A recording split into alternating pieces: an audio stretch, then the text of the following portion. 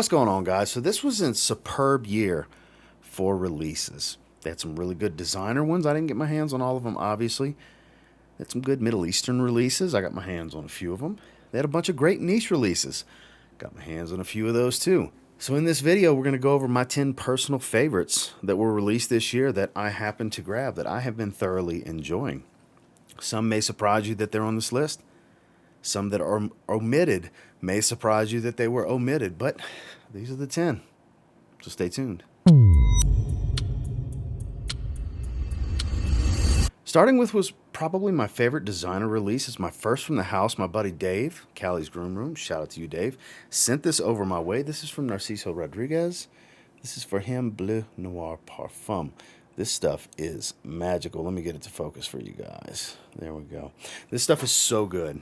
It's still a waxy and powdery iris. There's a beautiful dose of some fresh spice to go along with the leather. It's in the family of Diorum Intense, but like I said, the spices kind of give it its own little twist. It's magnificent. I love this stuff. I've had mixed reviews with feedback from people. Some really like the smell. Some have told me I just smell like baby powder. So it all depends to each their own, but I absolutely love the way this smells on me. Performance is really good. It's pretty loud at first, does calm down after a little while, sticks to my skin for a long time, and I'm a big fan of iris. This is a fantastic designer iris, and definitely one of my favorite releases of the year for sure. This is Narciso Rodriguez for him, Bleu Noir Parfum. Next is definitely the booziest fragrance in this video. So City Rhythm Fragrance had a few really good releases this year, and it seemed to get better and better. San Diego's Pacific Sunset came out, then 2654, which was a blend of San Diego and Miami, came out. So it was like, there went my favorite, to my new favorite, to now this is my new, and Tempo came out as well, and then now my new favorite. I mean, it just keeps getting better with every release. New Orleans Jazz and Booze. Gorgeous, warm, spicy, some sweet gourmand aspects, pralines. It's got a pastry, patisserie type of smell. Think beignets, but hefty dose of booze. You will smell like you've been drinking all day. I wore this like 2 or 3 days ago at the recording of this. Monster performer, too. So good. I can just sniff and sniff and sniff out the atomizer. Must try. Absolute must try. There's a ton of really good stuff from City Rhythm, but in my opinion, if you like Boozy or you're a South Louisiana native, must try. I'm telling you, Niles killed it with this one. It's absolutely fantastic. Like I said, if you like boozy, spicy, and gourmand, you can't go wrong here. It embodies the spirit of New Orleans, the alcoholism, the flavors of the food, just all the culture. Like I said, the beignets, for example, has that patisserie smell to it. Just beautiful, beautiful stuff. Definitely one of my absolute favorite releases of the year. City Rhythm Fragrance, New Orleans Jazz and Booze. Now, this was just an absolutely awesome release for the summer. It's the 4th rendition in my favorite line from a small indie house called Authenticity Perfumes. This is the Summer Vibes line, the Summer Vibes 4.0. It's basically iced pineapple. That's how you can look at it. There's this frozen mint leaves smell with this juicy fruit. Oh, God, that's so good. It's been a little while since I've smelled it because I strictly wear stuff like this in the high heat. Juicy, watery pineapple. There's some aquatic notes that enhance the juiciness of the pineapple. There's a little bit of a clean musk in the dry down. It's not the most complex of fragrances, but damn if this doesn't smell amazing. Summer Vibes 2.0 was my favorite from the house. I think this surpassed it, though I do still really like the light green label, Summer Vibes 2.0. This one's awesome. This is my favorite from the house. It's basically like, having pineapple juice sprayed all over you is kind of how you can look at it. If you don't like stuff like that, you won't like it. But I really enjoy the way this came out. My wife's a big fan of this one as well. Absolutely worth a sample and worth getting your nose on it. Because it just smells so good. Like I said, it's frozen pineapple. No other way to look at it. One of the best releases of the year, in my opinion. Summer Vibes 4.0.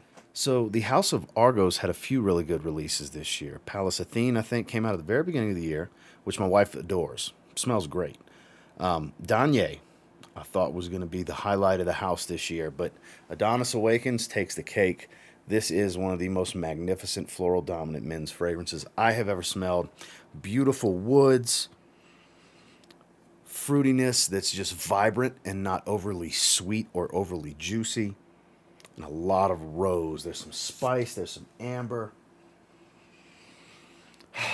So good. So good. This is hands down one of the best. This is up there for potentially the best release of 2022, in my humble opinion. Of course, everybody's got their what they put on the pedestal for the year, obviously, but for me, this was definitely one of, if not the best, in the running for the best release of 2022, in my opinion. Must try from the house.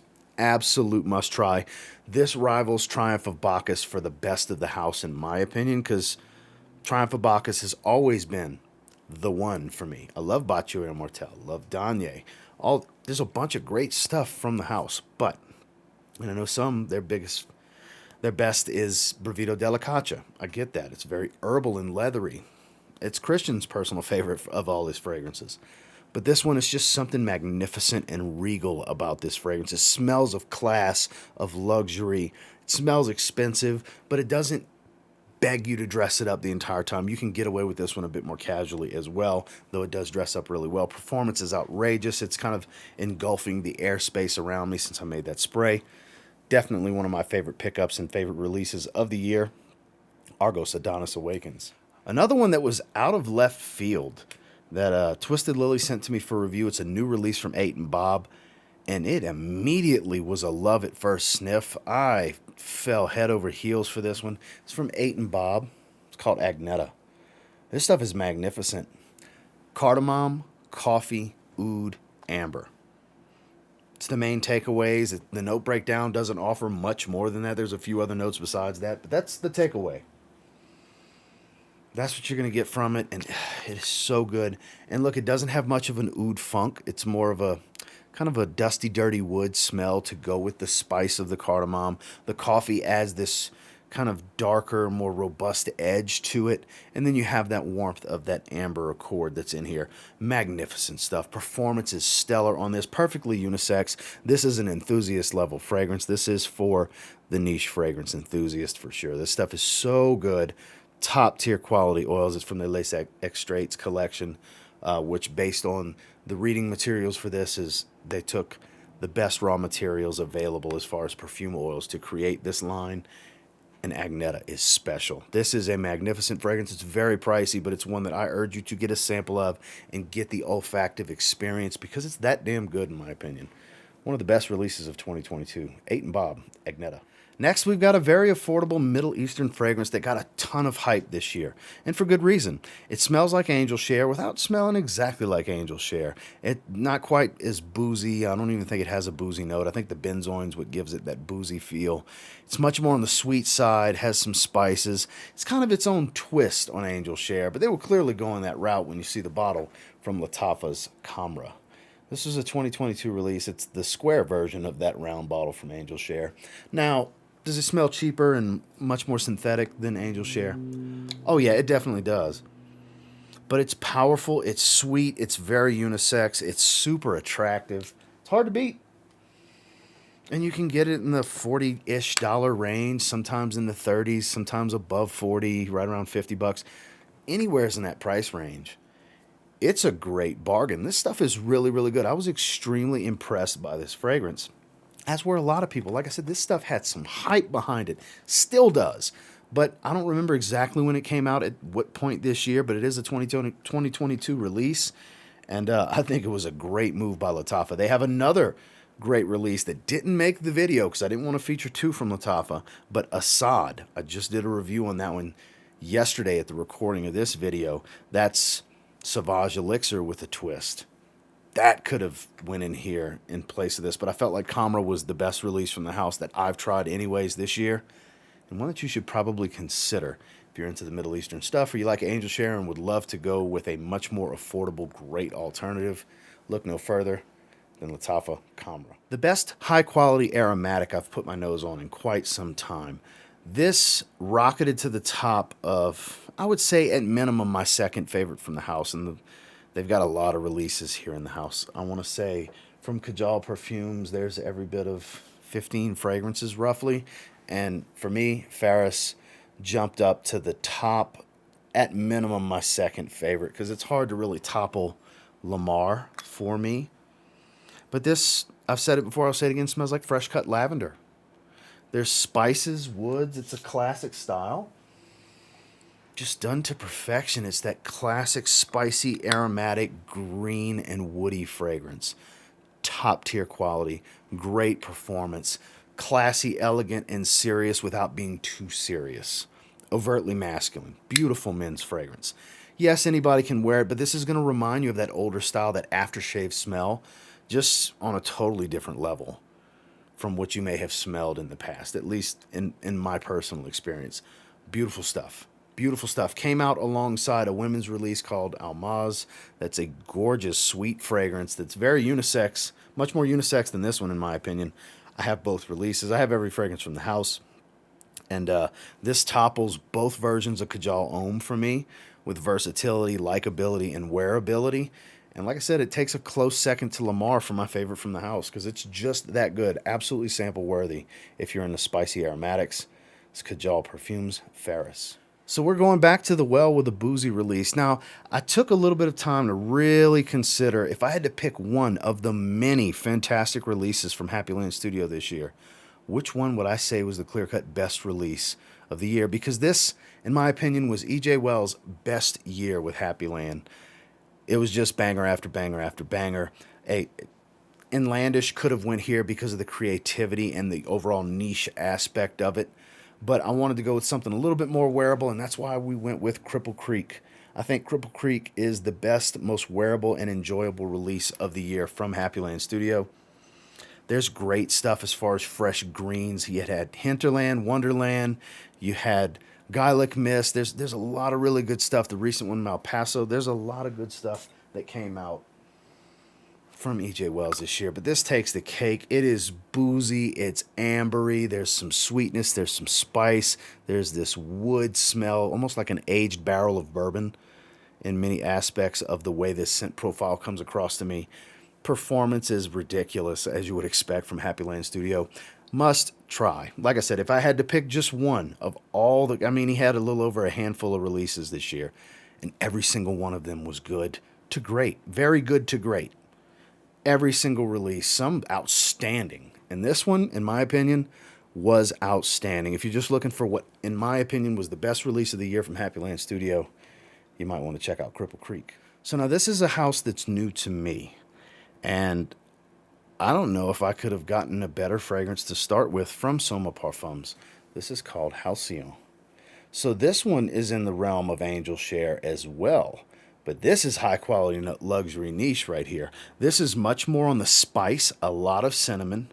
And there's some earthy tobacco here as well. To be honest with you, it's more complex and deeper than Angel Share. This is better than Killian's Angel Share. I have no problem standing behind that statement to anyone that wants to have a conversation about it. It's that damn good. Try this stuff. Fantastic atomizer, too. Performance is great. It's captivating. This one grabs people in my experience. I've worn it a handful of times now. I haven't had it for a really long time. And I absolutely adore this fragrance. I need to explore more from the house because it's top tier. It's on the pricey side because it's luxury niche, but trust me, it's not on the higher end of price point of luxury niche. It's in that 180 to 220 range, right around 180, I think. Because you can get this from Kingdom Fragrance, and you can save 15% with TLTG 15 from the Castle Collection. So you can get it cheaper than the 180. It's a 75 ml.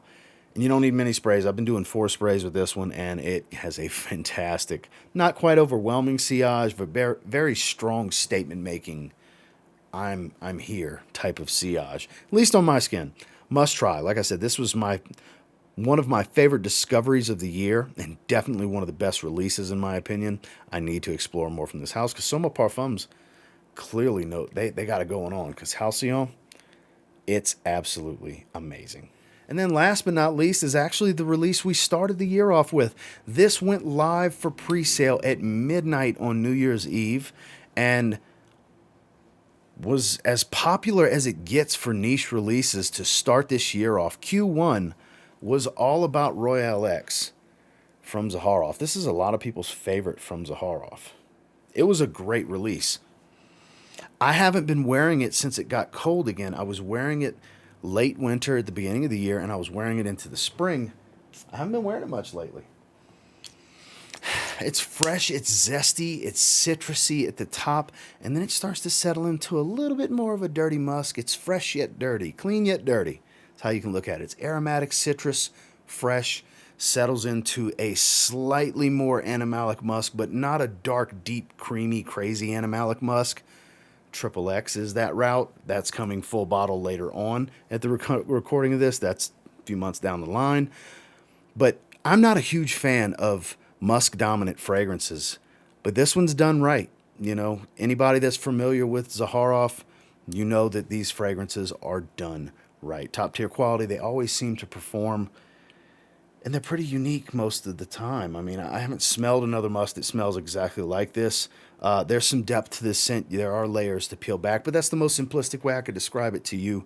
It's absolutely worth getting a sample from the website. You can get the little 2 ml samples and try it for yourself, because the first batch of these blew out right away, and I know a lot of people in the community that have said many times this is their favorite. Even though Rosé is my favorite from the house, there's a lot of people that they believe Royale X is the king of the Zaharoff mountain. So definitely get your nose on it. This was starting the year off right with releases with Royale X. Well, that's my 10 favorite releases from 2022. And until next time, do me a real quick favor. Go ahead and like, comment, subscribe. I do appreciate all the feedback, and I love hearing from you guys. What did you think was going to be in this list that didn't quite make it? I could have did 15. I could have did 20. This was a great year for releases across the board, with stuff that was on the more affordable side, with designers, and with niche. There was a ton of great stuff to come out this year. So much to explore, something for everyone. And until next time, I will say, if you get your nose on anything that I featured in this video and you give it a spray now, pretty confident you'll thank me later, because these were the best releases of the year for me. Have a good one, guys.